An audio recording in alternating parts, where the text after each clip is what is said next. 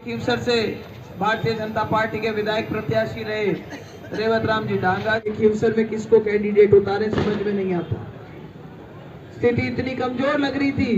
कुंभा बढ़ाओ, तालों की चाबियां खुलेगी तो वही यहाँ से खुलेंगी। और मैंने तो बोला भी है भाई कि कोई अगर हमारे किसी भी कार्यकर्ता की तरफ आंख उठा करके विजय का फर्जीवाड़ा नहीं होने देंगे। मानसिकता और अगर आपका विचारधारा उनसे मिलती है तो भाई आप दो उनको वोट, हम नहीं कहते। राम राम सर, मैं महेंद्र चौधरी, आप देख रहे हो आरजे महेंद्र यूट्यूब चैनल। आज बात करें नागौर लोकसभा क्षेत्र की। जट बीजेपी की कैंडिडेट है ज्योति मिर्धा और कांग्रेस और आरएलपी गठबंधन हुए हनुमान राम बेनीवाल और मुकाबलो दोनों पीछे बहुत रोमांचक और रोचक है। वो जीतेला अब बाद में पता चलेगा। और ज्योति मिर्धा ने यह बताया था कि जो खीवसर विधानसभा क्षेत्र ये बीजेपी अपनी पर कमजोर समझ रही थी, तो इसलिए बीजेपी यहाँ पहले अपना कुनबा बढ़ाना चाहती थी और नेताओं को पार्टी में लाके वो इस सीट को जीतने की पूरी कोशिश की थी। ये बात ज्योति मिर्धा ने कही।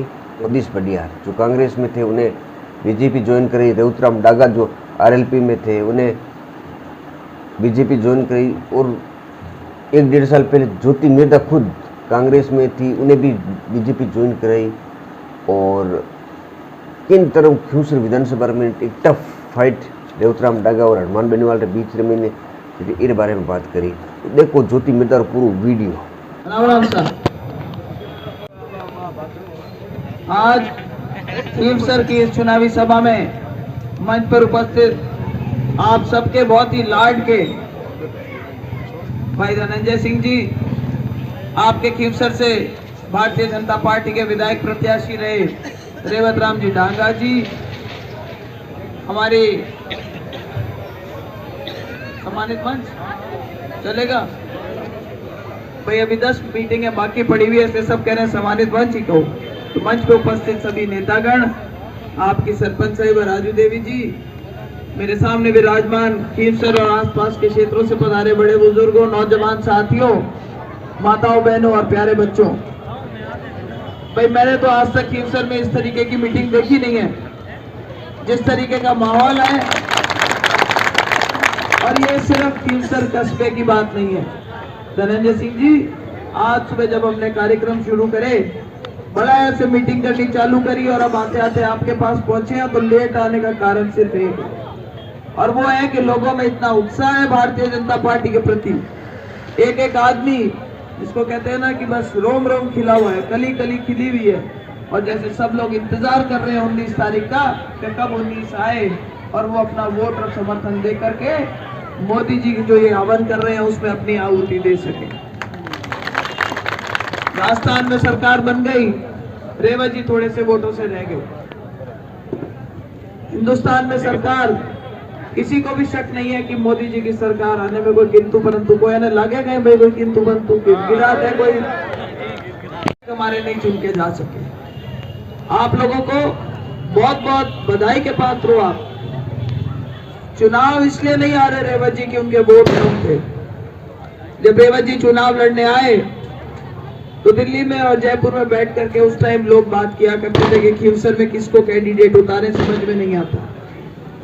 स्थिति इतनी कमजोर लग रही थी। रेवत जी ने, जगदीश जी ने भारतीय जनता पार्टी ज्वाइन करी। हमारी धनंजय सिंह जी से बात हुई, बोले कुनबा बढ़ाओ। बोले भाई कैसे करें। रेवत जी को टिकट मिली, रेवत जी आप लोगों के बीच में आए और सभी नेता जो आज मंच पे बैठे उनका समर्थन मिलता गया, कारवां आगे बढ़ता गया। और जब रिजल्ट निकला तो केवल मात्र 2000 वोट की कमी रही।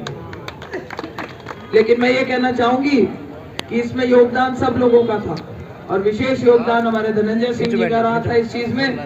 उसके लिए भी मैं इनको और गजेंद्र सिंह जी खीवसर साहब को भी धन्यवाद करूंगी। और भाई मैं तो ये कह करके आई हूँ सब जगह कि आगे वाले कहते जरूर होंगे कि हम यहाँ से जीत करके 2000 वोटों से विधायक बन गए। तो भाई 2000 वोटों से जीत करके आपके पास में सिर्फ पट्टा आया है, तो वो विधानसभा में जाने का पट्टा है। बाकी जो विधायक की पावर है वो तो ये सामान इस तरफ बैठा हुआ है।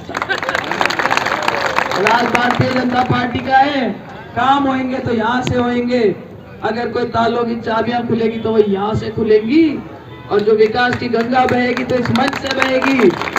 और मेरे को कोई शक नहीं है कि भाई आने वाले जो 20 साल पहले जो 20 साल से भुगत रही है खींवसर की जनता, उसका नतीजा है कि आज जहां कहीं गांव में गए पहले एक भय का वातावरण था। ये भी एक बड़ा कारण रहा देवर जी के चुनाव हारने का।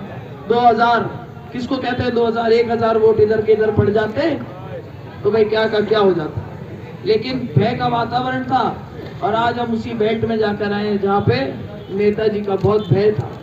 लोग चाहते थे वोट दें लेकिन डरते थे कि अगर उजागर हो गए तो जाने आगे क्या का क्या हो जाएगा। आज वो स्थिति बदल चुकी है और हर एक भारतीय जनता पार्टी के कार्यकर्ता के मन में एक ये वहाँ पे संकल्प लेकर के चले हुए हैं कि भाई हमें कोई डरा नहीं सकता, सरकार हमारी है। और मैंने तो बोला भी है भाई कि कोई अगर हमारे किसी भी कार्यकर्ता की तरफ आंख उठा करके विजय का फर्जीवाड़ा नहीं होने देंगे।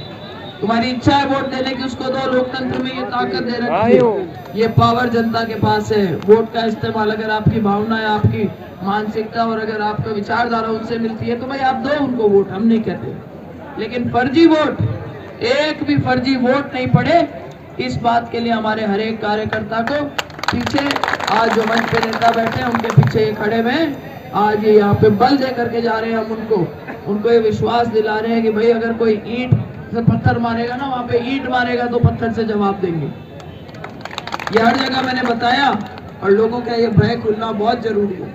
ये खींवसर के अंदर जो विकास की गंगा बह सकती है वो भारतीय जनता पार्टी की सरकार है। लोग भी समझते हैं, उन्हें मालूम है कि भाई काम अगर कराने तो राज के साथ में होंगे। राज भारतीय जनता पार्टी का है। नेता सारे ईमानदार है और प्रयास कर रहे हैं कि भाई वास्तव में विकास की, एक आपसी भाईचारे की, 36 कौम को साथ लेकर के चलने की जो राजनीति उसको कर सके। मेरा पूरा विश्वास है कि जिस उत्साह के साथ आज आप लोगों ने हमें यहाँ पे बग्गी में बिठा करके लेकर आए और खूब लाड गोड से लाके हमारा यहाँ पे आपने मान सम्मान करा ढोल बाजे के साथ में, यही उत्साह आप 19 तारीख तक कायम रखेंगे। और जैसा भाई धनंजय सिंह ने बोला कि भाई सरकार बनेगी तो अपनी भी जो आगे छोटे बड़े काम है, हमारी जो महत्वाकांक्षी योजनाएं हैं, उनको हम हमारे क्षेत्र में लेकर के आ सकेंगे, विकास कर सकेंगे। और वैसे भी मैं तो कहूँ धनंजय सिंह जी, हमारे 2 डिपार्टमेंट में तो मामला वैसे ही जच्चा हुआ है। पूछो कैसे? भाई यमराज के और आपके बीच में दीवार बन के खड़े हुए हमारे गजेंद्र सिंह जी खींवसर साहब। कहीं एक जगह किसी को भाई हेल्थ के मामले में घाटा होता है, हम तो ऐसे फटकारे देके बोलते हैं। कोई कहता है नर्स चाहिए, हम कहते हैं डॉक्टर देंगे। कोई कहता है सब सेंटर चाहिए, हमने कहा अस्पताल देंगे। भाई घर के हमारे राजा साहब मंत्री बने हुए, हम क्यों नहीं बोले? और दूसरी समस्या हमारी सबसे बड़ी क्या है? वो है पानी की। और पानी के मंत्री कौन है? और कन्हैया लाल जी हमारे क्या है? तो बस 2 काम तो हमारे मोटे मोटे से लट गए और बाकी जो छोटे बड़े हैं वो हम वैसे खींचतान करके करवा लेंगे। आप चिंता ना करें, सरकारें दोनों अपनी बनेगी, दोनों तालमेल में अच्छा काम करेंगे। सभी लोग मंच पे बैठे हुए नेताओं की तरफ से आप सबका बहुत बहुत आभार। हम चाहते थे कि इतने बड़ी संख्या में आप यहाँ आए, 2-4 उद्बोधन और होते तो हमें भी अच्छा लगता, लेकिन आप समझते हैं कि समय की प्रतिबद्धता है। उसके लिए आप सबको आज मेरे को धन्यवाद करके काम चलाना पड़ेगा। और ज्यादा लंबे भाषण, जब ये नेता आएंगे वापस आप लोगों के बीच में तब ये टिका करके भाषण देंगे। तब तक 19 तारीख की बोलाऊन आपको दे करके जाना चाहते हैं। आप ज्यादा से ज्यादा वोट दें, अपना कोई भी वोट पीछे रहे नहीं, इसका पूरा प्रयास करें और जिता करके भेजें। और आने वाले 5 साल आपकी दी ताकत का इस्तेमाल आप लोगों की भलाई के लिए करूंगी, इस बात का मैं वचन आपको यकीन से देकर के आप सब ने यहाँ पधार के सभा को सफल बनाया। आप सबका, नेताओं का बहुत बहुत हार्दिक आभार। राम राम सा, जय हिंद। एक बार जोरदार जयकारा लगाओ। तो आप देख लो ये ज्योति मिर्धा ने आपकी किन तरह बात रखी, मगर इनमें कोई ऐसी बात नहीं की कि भाई अगर लाला 10 साल में 70 महीने हाँ मोदी जी तो नहीं खींवसर रहवाते या नागौरी जनता रहवाते, एडी कई योजना दी, एड़ो कोई लाभ दियो, मैं कोई बात नहीं करी।